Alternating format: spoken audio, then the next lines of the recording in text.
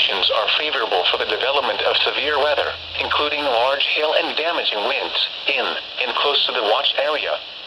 While severe weather may not be imminent, persons should remain alert for rapidly changing weather conditions and listen for later statements and possible warnings.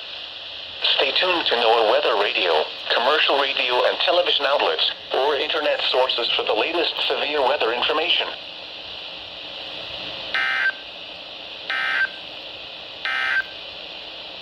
Here is a wind advisory statement. For the following counties in Indiana: Boone, Decatur, Hamilton, Hancock, Hendricks, Johnson, Marion, Morgan, Rush, and Shelby.